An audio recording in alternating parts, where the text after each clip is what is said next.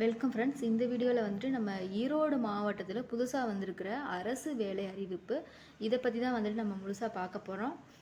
இதில் வந்துட்டு என்ன பதவிக்காக வந்துட்டு ஃபில் பண்ணுறாங்க, யாரெல்லாம் வந்துட்டு விண்ணப்பிக்கிறதுக்கு தகுதியானவங்க, கல்வி தகுதி எவ்வளோ இருக்கணும், வயது வரம்பு எவ்வளோ இருக்கணும், அதே மாதிரி சம்பளம் வந்துட்டு எவ்வளோ கொடுக்குறாங்க, எப்படி வந்துட்டு அந்த அப்ளிகேஷன் நம்ம போடணும், ஸோ இதுக்கான கடைசி தேதி என்ன, ஸோ இது எல்லாத்தையும் பற்றினா எந்த சந்தேகமும் இல்லாத அளவுக்கு தெளிவாக இந்த வீடியோவில் நம்ம எக்ஸ்பிளைன் பண்ண போகிறோம்.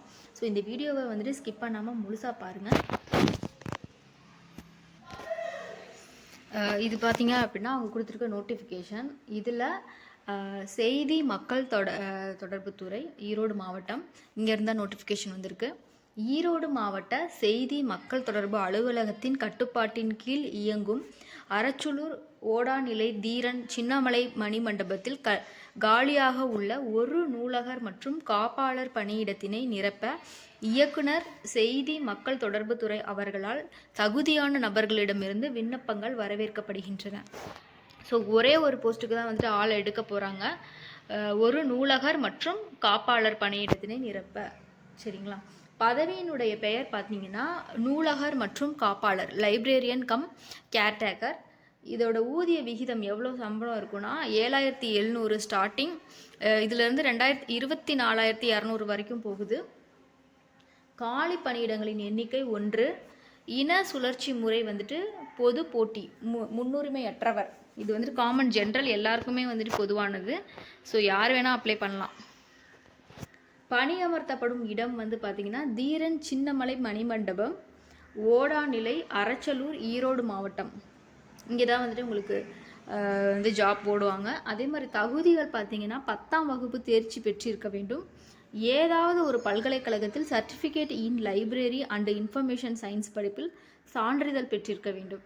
ஸோ நீங்கள் 10th பாஸ் பண்ணிவிட்டு இந்த சர்டிஃபிகேட்டில் ஏதாவது ஒன்று வச்சுருக்கணும். அடுத்து வயது வரம்பு பார்த்தீங்கன்னா 1/7/2025 அன்றுள்ளவாறு 32 வயது, பிசி எம்பிசிக்கு 34, எஸ்சி எஸ்டிக்கு 37, இந்த ஏஜ் கேட்டகரிக்குள்ளே தான் இருக்கணும். அதாவது 1/7/2025 உங்களுக்கு எந்த வயசு இருந்துச்சு, மினிமம் 32 இருக்கணும். கேட்டகரி வைஸ் அவங்களுக்கு எக்ஸ்ட்ரா ஏஜ் இருந்தாலும் பிரச்சனை இல்லை. ஸோ இதுதான் சொல்கிறாங்க. அடுத்து விண்ணப்பங்களை அனுப்ப வேண்டிய முகவரி மற்றும் கடைசி நாள். விண்ணப்ப படிவத்தினை இந்த வெப்சைட்டில், அதாவது iro.nic.in என்ற இணையதளத்தில் பதிவிறக்கம் செய்து மனுதாரரின் பெயர், முகவரி, பிறந்த தேதி, ஜாதி சான்றிதழ், கல்வி சான்றிதழ் மற்றும் பிற விவரங்களுடன் கூடிய முழுமையான விண்ணப்ப படிவத்தினை கையொப்பமிட்டு சமீபத்தில் எடுக்கப்பட்ட பாஸ்போர்ட் அளவிலான 2 புகைப்படங்கள் மற்றும் சான்றிதழ்களின் நகல்களுடன் செய்தி மக்கள் தொடர்பு அலுவலர், செய்தி மக்கள் தொடர்பு அலுவலகம், 3வது தளம், மாவட்ட ஆட்சியர், புதிய கட்டடம், ஈரோடு மாவட்டம், இந்த பின்கோட் போடு என்ற முகவரிக்கு 23/2/2026 மாலை 5 மணிக்குள் வந்து சேருமாறு அனுப்ப வேண்டும்.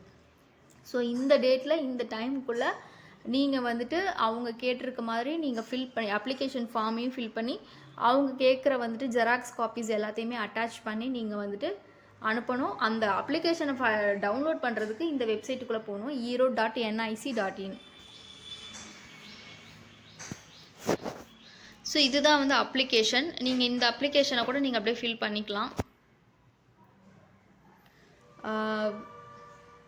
ஸோ இதுதான் மாதிரி விண்ணப்ப படிவம். இதில் என்ன கேட்டிருக்காங்கன்னா விண்ணப்பதாரரின் பெயர், கல்வி நிறுவனத்தில் பெறப்பட்ட சான்றிதழ்கள் உள்ளவாறு, தமிழ், இங்கிலீஷ். அதாவது நீங்கள் உங்களோட எஜுகேஷன் சர்டிஃபிகேட்டில் என்ன பெயர் இருக்குது, தமிழ்லேயும் எழுதணும், இங்கிலீஷ்லேயும் எழுதணும். தந்தை அல்லது கணவர் அல்லது மனைவி பாதுகாவலரின் பெயர் இங்கே இருக்கணும். ஆனா பெண்ணா பாலினம் இருக்கணும். அடுத்து பிறந்த தேதி, உங்களுடைய சர்டிஃபிகேட்டில் என்ன டேட் இருக்கோ அந்த டேட்டு தான் போடணும். தேசியம் இந்தியா.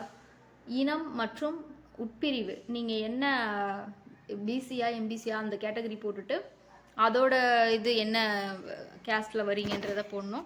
அதே மாதிரி தற்போதைய முகவரி, இப்போது இருக்கிற நீங்கள் முகவரி போடணும், நிரந்தர முகவரியும் போடணும். கல்வி தகுதிகள், நீங்கள் என்ன படிச்சிருக்கீங்க அதை போடணும். இணைப்புகள், சுய சான்றப்பம் இடப்பட்ட சான்றிதழ், நீங்கள் என்னென்ன ஜெராக்ஸ் காப்பீஸு, அதாவது உங்கள் எஜுகேஷனல் டாக்குமெண்ட் எல்லாத்தையுமே நீங்கள் சப்மிட் பண்ணணும். அதோட ஜெராக்ஸ் காப்பியோட அட்டாச்மெண்ட், அதாவது செல்ஃப் அட்டஸ்டட் பண்ணுவாங்க இல்லையா, உங்களோட சைனை நீங்கள் போட்டிருக்கணும் எல்லா ஜெராக்ஸ் காப்பீஸ்லேயும். அதுதான் கேட்குறாங்க. என்னென்ன ஜெராக்ஸ் காப்பீஸ் வந்துட்டு நீங்கள் அதில் வச்சுருக்கீங்க அப்படின்றதையும் நீங்கள் அதில் மென்ஷன் பண்ணணும். இப்போ 10th 12th பிஎஸ்சி எம்எஸ்சி அந்த மாதிரி வந்திருக்கு இல்லையா, அதுலேருந்து 10th என்னென்ன சர்டிஃபிகேட் நீங்கள் வைக்கிறீங்களோ அது எல்லாத்தையுமே நீங்கள் அதில் எழுதணும். ஸோ இதில் லாஸ்ட்டாக ஒன்று மென்ஷன் பண்ணியிருக்காங்க, நான் மேற்படி அளித்துள்ள விவரங்கள் மற்றும் சான்றிதழ்கள் அனைத்தும் என் சுய அறிவிற்கு எட்டிய வரை உண்மை என்று உறுதியளிக்கிறேன். அதில் ஏதேனும் தவறுகள் இருப்பின் நடைமுறையில் உள்ள சட்ட நடவடிக்கைகளுக்கு கட்டுப்படுவேன் எனவும் உறுதியளிக்கிறேன். இந்த மாதிரி கேட்டிருக்காங்க, இந்த மாதிரி கொடுத்துருக்காங்க. ஸோ இதெல்லாம் நம்ம ரீட் பண்ணிவிட்டு எந்த இடம் நாள் அதை போட்டுட்டு நீங்கள் எந்த இடத்துல இருக்கீங்க, எந்த டேட்டில் அப்ளை பண்ணீங்க, அது எல்லாத்தையும் போட்டு உங்களோட சைனையும் இதை போட்டுட்டு இந்த ஃபார்ம் அப்படியே ஃபில் பண்ணிவிட்டு இது கூட ஜெராக்ஸ் காப்பீஸ் செல்ஃப் அட்டஸ்டட் உங்களோட எல்லா ஜெராக்ஸ் காப்பீஸ்லேயும் உங்களோட சைன் இருக்கணும். ஸோ அது மாதிரி வச்சு நீங்கள் வந்துட்டு அவங்க சொல்லியிருக்க அந்த டேட்டுக்குள்ளே கொரியர் அனுப்பணும். ஸோ ஸ்பீட் போஸ்ட்டே அனுப்புங்க, அதுதான் கொஞ்சம் ஸ்பீடாக போய் சேரும். 1 or 2 days போகும். ஸோ ஃபில் பண்ணிவிட்டு நீங்கள் சென்ட் பண்ணுங்கள். ஸோ இந்த ஜாபுக்கு நீங்கள் தகுதியானவராக இருந்தீங்க அப்படின்னா உங்களுக்கு அந்த நெக்ஸ்ட்டு வந்துட்டு இன்டர்வியூ மாதிரி கண்டக்ட் பண்ணுவாங்க. ஏன்னா ஒரு போஸ்ட்டுன்றனால எக்ஸாம்லாம் இருக்காது. ஸோ இன்டர்வியூ தான் இருக்கும். இன்டர்வியூவில் உங்களோட பர்ஃபார்மன்ஸு நீங்கள் இந்த வேலைக்கு எலிஜிபிளா அப்படின்றத செக் பண்ணிவிட்டு உங்களுக்கு வந்து ஜாப் வந்துட்டு கொடுப்பாங்க. ஸோ இதுக்கும் காம்படிஷன் இருக்கும். ஒரு ஜாப்னாலுமே வந்துட்டு மினிமம் ஒரு 10 to 20 அப்ளிகேஷன்ஸ் அவங்களுக்கு வரும். ஸோ அதில் பெஸ்ட்டு யார் நல்லா பேசுகிறாங்க, இந்த ஜாப் என்ன வேலை கொடுத்தாலும் செய்வாங்களா அப்படின்றத பொறுத்து யாருக்கு இந்த ஜாப் போகணுமோ அவங்களுக்கு கண்டிப்பாக போகும். ஸோ அப்ளை பண்ணுங்கள். தேங்க்யூ.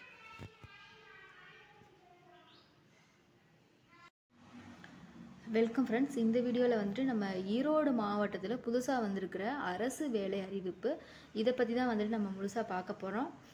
இதில் வந்துட்டு என்ன பதவிக்காக வந்துட்டு ஃபில் பண்ணுறாங்க, யாரெல்லாம் வந்துட்டு விண்ணப்பிக்கிறதுக்கு தகுதியானவங்க, கல்வி தகுதி எவ்வளோ இருக்கணும், வயது வரம்பு எவ்வளோ இருக்கணும், அதே மாதிரி சம்பளம் வந்துட்டு எவ்வளோ கொடுக்குறாங்க, எப்படி வந்துட்டு அந்த அப்ளிகேஷன் நம்ம போடணும், ஸோ இதுக்கான கடைசி தேதி என்ன, ஸோ இது எல்லாத்தையும் பற்றினா எந்த சந்தேகமும் இல்லாத அளவுக்கு தெளிவாக இந்த வீடியோவில் நம்ம எக்ஸ்பிளைன் பண்ண போகிறோம். ஸோ இந்த வீடியோவை வந்துட்டு ஸ்கிப் பண்ணாமல் முழுசாக பாருங்கள். இது பார்த்தீங்க அப்படின்னா அவங்க கொடுத்துருக்க நோட்டிஃபிகேஷன். இதில் செய்தி மக்கள் தொடர்புத்துறை ஈரோடு மாவட்டம் இங்கேருந்தா நோட்டிஃபிகேஷன் வந்திருக்கு.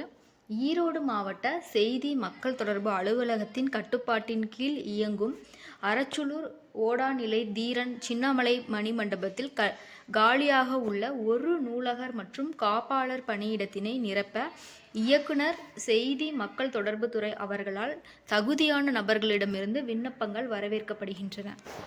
ஸோ ஒரே ஒரு போஸ்ட்டுக்கு தான் வந்துட்டு ஆள் எடுக்க போகிறாங்க. ஒரு நூலகர் மற்றும் காப்பாளர் பணியிடத்தினை நிரப்ப. சரிங்களா? பதவியினுடைய பெயர் பார்த்தீங்கன்னா நூலகர் மற்றும் காப்பாளர், லைப்ரேரியன் கம் கேர்டேக்கர். இதோட ஊதிய விகிதம் எவ்வளோ சம்பளம் இருக்குன்னா 7700 ஸ்டார்டிங், இதிலேருந்து 24,200 வரைக்கும் போகுது. காலி பணியிடங்களின் எண்ணிக்கை 1. இன சுழற்சி முறை வந்துட்டு பொது போட்டி, முன்னுரிமையற்றவர். இது வந்துட்டு காமன் ஜென்ரல், எல்லாருக்குமே வந்துட்டு பொதுவானது. ஸோ யார் வேணால் அப்ளை பண்ணலாம். பணியமர்த்தப்படும் இடம் வந்து பார்த்திங்கன்னா தீரன் சின்னமலை மணிமண்டபம், ஓடாநிலை, அரச்சலூர், ஈரோடு மாவட்டம். இங்கே தான் வந்துட்டு உங்களுக்கு வந்து ஜாப் போடுவாங்க. அதே மாதிரி தகுதிகள் பார்த்திங்கன்னா 10ஆம் வகுப்பு தேர்ச்சி பெற்றிருக்க வேண்டும். ஏதாவது ஒரு பல்கலைக்கழகத்தில் certificate in library and information science படிப்பில் சான்றிதழ் பெற்றிருக்க வேண்டும். ஸோ நீங்கள் 10th பாஸ் பண்ணிவிட்டு இந்த சர்டிஃபிகேட்டில் ஏதாவது ஒன்று வச்சுருக்கணும். அடுத்து வயது வரம்பு பார்த்தீங்கன்னா 1/7/2025 அன்றுள்ளவாறு 32 வயது, பிசி எம்பிசிக்கு 34, எஸ்சி எஸ்டிக்கு 37, இந்த ஏஜ் கேட்டகரிக்குள்ளே தான் இருக்கணும். அதாவது 1/7/2025 உங்களுக்கு எந்த வயசு இருந்துச்சு, மினிமம் 32 இருக்கணும். கேட்டகரி வைஸ் அவங்களுக்கு எக்ஸ்ட்ரா ஏஜ் இருந்தாலும் பிரச்சனை இல்லை.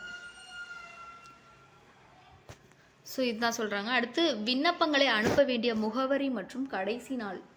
விண்ணப்ப படிவத்தினை இந்த வெப்சைட்டில், அதாவது iro.nic.in என்ற இணையதளத்தில் பதிவிறக்கம் செய்து மனுதாரரின் பெயர், முகவரி, பிறந்த தேதி, ஜாதி சான்றிதழ், கல்வி சான்றிதழ், மற்றும் பிற விவரங்களுடன் கூடிய முழுமையான விண்ணப்ப படிவத்தினை கையொப்பமிட்டு சமீபத்தில் எடுக்கப்பட்ட பாஸ்போர்ட் அளவிலான 2 புகைப்படங்கள் மற்றும் சான்றிதழ்களின் நகல்களுடன் செய்தி மக்கள் தொடர்பு அலுவலர், செய்தி மக்கள் தொடர்பு அலுவலகம், 3வது தளம், மாவட்ட ஆட்சியர், புதிய கட்டடம், ஈரோடு மாவட்டம், இந்த பின்கோட் போடு என்ற முகவரிக்கு 23/2/2026 மாலை 5 மணிக்குள் வந்து சேருமாறு அனுப்ப வேண்டும். ஸோ இந்த டேட்டில் இந்த டைமுக்குள்ளே நீங்கள் வந்துட்டு அவங்க கேட்டிருக்க மாதிரி நீங்கள் ஃபில் பண்ணி அப்ளிகேஷன் ஃபார்மையும் ஃபில் பண்ணி அவங்க கேட்குற வந்துட்டு ஜெராக்ஸ் காப்பீஸ் எல்லாத்தையுமே அட்டாச் பண்ணி நீங்கள் வந்துட்டு அனுப்பணும். அந்த அப்ளிகேஷனை டவுன்லோட் பண்ணுறதுக்கு இந்த வெப்சைட்டுக்குள்ளே போகணும், erode.nic.in. ஸோ இதுதான் வந்து அப்ளிகேஷன். நீங்கள் இந்த அப்ளிகேஷனை கூட நீங்கள் அப்படியே ஃபில் பண்ணிக்கலாம். ஸோ இதுதான் மாதிரி விண்ணப்ப படிவம். இதில் என்ன கேட்டிருக்காங்கன்னா, விண்ணப்பதாரரின் பெயர், கல்வி நிறுவனத்தில் பெறப்பட்ட சான்றிதழ்கள் உள்ளவர், தமிழ், இங்கிலீஷ். அதாவது நீங்கள் உங்களோட எஜுகேஷன் சர்டிஃபிகேட்டில் என்ன பெயர் இருக்குது, தமிழ்லேயும் எழுதணும், இங்கிலீஷ்லேயும் எழுதணும். தந்தை அல்லது கணவர் அல்லது மனைவி பாதுகாவலரின் பெயர் இங்கே இருக்கணும். ஆனா பெண்ணா பாலினம் இருக்கணும். அடுத்து பிறந்த தேதி, உங்களுடைய சர்டிஃபிகேட்டில் என்ன டேட் இருக்கோ அந்த டேட்டு தான் போடணும். தேசியம் இந்தியா. இனம் மற்றும் உட்பிரிவு, நீங்கள் என்ன பிசியா எம்பிசியா அந்த கேட்டகரி போட்டுட்டு அதோட இது என்ன கேஸ்டில் வரீங்கன்றதை போடணும். அதே மாதிரி தற்போதைய முகவரி, இப்போ இருக்கிற நீங்கள் முகவரி போடணும், நிரந்தர முகவரியும் போடணும். கல்வி தகுதிகள், நீங்கள் என்ன படிச்சிருக்கீங்க அதை போடணும். இணைப்புகள், சுய சான்றப்பம் இடப்பட்ட சான்றிதழ், நீங்கள் என்னென்ன ஜெராக்ஸ் காப்பீஸு, அதாவது உங்கள் எஜுகேஷனல் டாக்குமெண்ட் எல்லாத்தையுமே நீங்கள் சப்மிட் பண்ணணும். அதோட ஜெராக்ஸ் காப்பியோட அட்டாச்மெண்ட், அதாவது செல்ஃப் அட்டஸ்டட் பண்ணுவாங்க இல்லையா, உங்களோட சைனை நீங்கள் போட்டிருக்கணும் எல்லா ஜெராக்ஸ் காப்பீஸ்லேயும். அதுதான் கேட்குறாங்க. என்னென்ன ஜெராக்ஸ் காப்பீஸ் வந்துட்டு நீங்கள் அதில் வச்சுருக்கீங்க அப்படின்றதையும் நீங்கள் அதில் மென்ஷன் பண்ணணும். இப்போ 10th 12th பிஎஸ்சி எம்எஸ்சி அந்த மாதிரி வந்திருக்கு இல்லையா, அதுலேருந்து 10th என்னென்ன சர்டிஃபிகேட் நீங்கள் வைக்கிறீங்களோ அது எல்லாத்தையுமே நீங்கள் அதில் எழுதணும். ஸோ இதில் லாஸ்ட்டாக ஒன்று மென்ஷன் பண்ணியிருக்காங்க, நான் மேற்படி அளித்துள்ள விவரங்கள் மற்றும் சான்றிதழ்கள் அனைத்தும் என் சுய அறிவிற்கு எட்டிய வரை உண்மை என்று உறுதியளிக்கிறேன். அதில் ஏதேனும் தவறுகள் இருப்பின் நடைமுறையில் உள்ள சட்ட நடவடிக்கைகளுக்கு கட்டுப்படுவேன் எனவும் உறுதியளிக்கிறேன். இந்த மாதிரி கேட்டிருக்காங்க, இந்த மாதிரி கொடுத்துருக்காங்க. ஸோ இதெல்லாம் நம்ம ரீட் பண்ணிவிட்டு எந்த இடம் நாள் அதை போட்டுட்டு நீங்கள் எந்த இடத்துல இருக்கீங்க, எந்த டேட்டில் அப்ளை பண்ணீங்க, அதை எல்லாத்தையும் போட்டு உங்களோட சைனையும் இதை போட்டுட்டு இந்த ஃபார்ம் அப்படியே ஃபில் பண்ணிவிட்டு இது கூட ஜெராக்ஸ் காப்பீஸ் செல்ஃப் அட்டஸ்டட், உங்களோட எல்லா ஜெராக்ஸ் காப்பீஸ்லேயும் உங்களோட சைன் இருக்கணும். ஸோ அது மாதிரி வச்சு நீங்கள் வந்துட்டு அவங்க சொல்லியிருக்க அந்த டேட்டுக்குள்ளே கொரியர் அனுப்பணும். ஸோ ஸ்பீட் போஸ்ட்டே அனுப்புங்க, அதுதான் கொஞ்சம் ஸ்பீடாக போய் சேரும். 1 or 2 days போகும். ஸோ ஃபில் பண்ணிவிட்டு நீங்கள் சென்ட் பண்ணுங்கள். ஸோ இந்த ஜாபுக்கு நீங்கள் தகுதியானவராக இருந்தீங்க அப்படின்னா உங்களுக்கு அந்த நெக்ஸ்ட்டு வந்துட்டு இன்டர்வியூ மாதிரி கண்டக்ட் பண்ணுவாங்க. ஏன்னா ஒரு போஸ்ட்டுன்றனால எக்ஸாம்லாம் இருக்காது. ஸோ இன்டர்வியூ தான் இருக்கும்.